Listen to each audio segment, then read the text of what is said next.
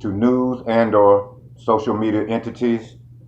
My name is Ronald Davenport. I'm a 65-year-old disabled Vietnam era veteran, respectfully requesting assistance acquiring and publishing Sarasota Police Department video footage, audio and radio transmissions of public records requests for agency case number 20-0000-29147, in which a routine traffic stop resulted in Ronald Davenport and myself being nearly choked, beaten, and kicked to death on May 12, 2020 in Sarasota by 3 white Sarasota Police Department cops, 2 males and 1 female. I am also seeking legal counsel for the aforementioned brutal beating and the intentional violations of Ronald Davenport's constitutional and civil rights violations under the color of law. I, Ronald E. Davenport, hereby affirm and attest that the foregoing statement of the facts is true and accurate to the best of my knowledge. Statement of the facts.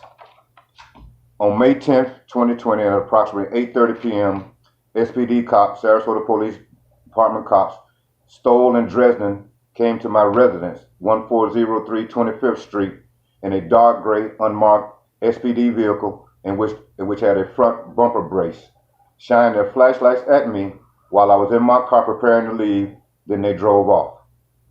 On May 11th, 2020, at approximately 12:30 a.m., I had been playing chess that night.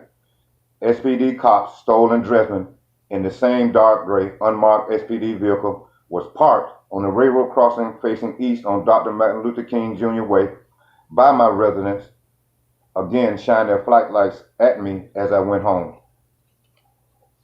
And now the incident on question, where I'm trying to receive the video footage.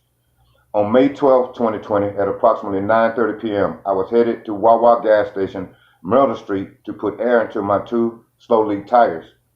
I got into the left turn lane, signaling with my blinkers to turn left onto North Washington Boulevard.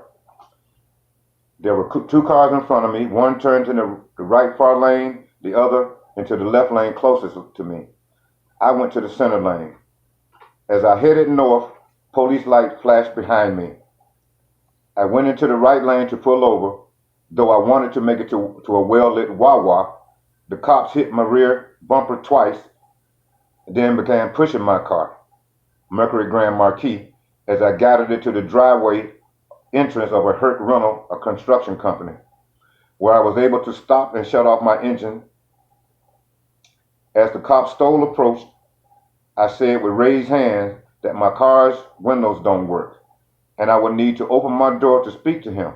He, agreed as I opened my driver door, and I gave Stoll my driver's license, registration, and insurance information as he went back to his unmarked SPD car.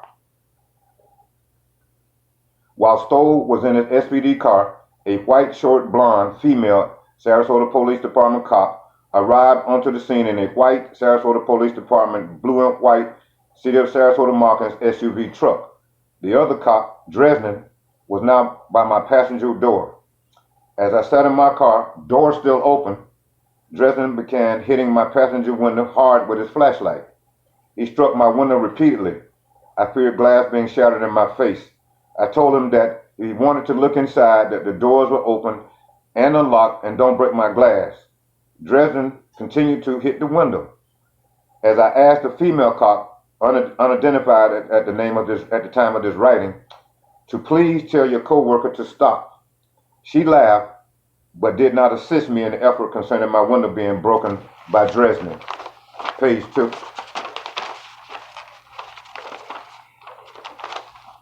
I stood up in my doorway and looked at Dresden. I begged him to stop. Dresden then ran from my passenger side to the rear of my Mercury, in between his unmarked SPD car, sprinting to me. I never left my driver door area. I raised both arms above my head, surrender position, as Dresden grabbed and slammed me on my right shoulder and the side of my head onto the concrete sidewalk. My right arm, as I was driven to the sidewalk, wound up under me, thank God. Dresden immediately began choking me as I see the 2 other SPD cops coming too. Now I have 3 cops on my back while being choked. I said, i.e. Dr. Michael Barton, forensic, i.e. Dr. Michael Barton, forensic pathologist, on ability to talk while being choked. I said, please, you're choking me several times, but to no avail. Dresman did not release my neck. The female cop lifted my arm up and away from my body and proceeded to kick me several times in my left rib cage. I then said, y'all killing me, again numerous times. I was then struck on the back of my head with a flashlight as my head was being pushed, smashed into the concrete. I thought I was going to die. I remember thinking of my 3 daughters as the 3 SPD cops brutalized and beat me. Suddenly, a red sports car pulled onto the curb in front of my car. As Dresden loosened his stranglehold, I began to breathe again. Thank God.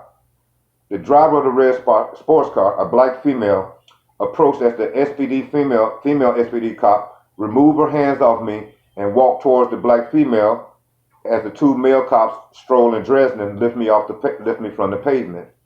Prior to intercepting the red sports car witness, the female cop was complimented by Stoll and Dresden on her proficient kicking technique, and she said something to the effect that, yeah, I am getting pretty good. I was transported to the Sarasota Police Department jail underground metal door area where SPD officers took photos of my injuries. During that process, another SPD officer, not involved in this incident, told Stoll and Dresden that I, Ronald Davenport, had many leakers. Dresden responded, yeah, we believe Davenport set a new record for leakers, while laughing. After the jail photos, I was taken to Sarasota Memorial Hospital for my injuries, while being handcuffed to the bed for several hours. I was then transported back to the jail after 4 o'clock a.m. I bonded out the next morning.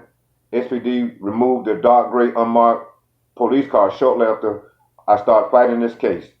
To date, I suffer physical and emotional trauma from the horrific beating and choking by the SPD cops and their unlawful actions on the color of law. My public defender, Retley G. Locke, 12th Judicial Circuit, Sarasota, Florida, told me in no uncertain terms that these cops in the Sarasota Police Department targeted me, Ronald Davenport. He also pleaded with the former police chief, a female, to release the video for the public trust and transparency to no avail. The state dismissed this case, my case, no props, in January 2021, dated 5/12/22, signed Ronald E. Davenport. Again, I will make this information and some following information available to all entities in the interest of justice. I have 3 more additional pertinent information I have to go before I close. Number 1, I gave a press conference right after this horrific beating and nearly killing by the Sarasota Police Department on June 16, 2020, at the Kissing Statue in downtown Sarasota. On lawyers' advice, I did not discuss the case at the time. I did speak on the plight of black women killed and abused by law enforcement because I have 3 daughters. Point number 2, on September 2nd, 2021, SPD cops handcuffed me and several other black men, 5 or more, and put me in an SPD vehicle, and no one was arrested.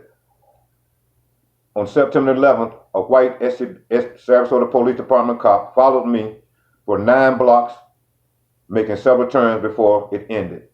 I fear for my safety in all of these incidents. 20 years ago, I, Ronald Lee Davenport, won a civil rights lawsuit against the city of Sarasota and two cops for violation of my civil rights on the color of law. So it's happening all again. I fear for the safety of myself and my family.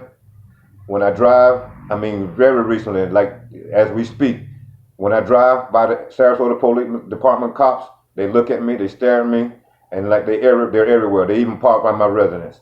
That culminates my plight. I hope that any entities that receive this use your legal department to contact me and try to I have lots of pictures, photos, and more video about what's been going on in Sarasota with the Sarasota Police Department.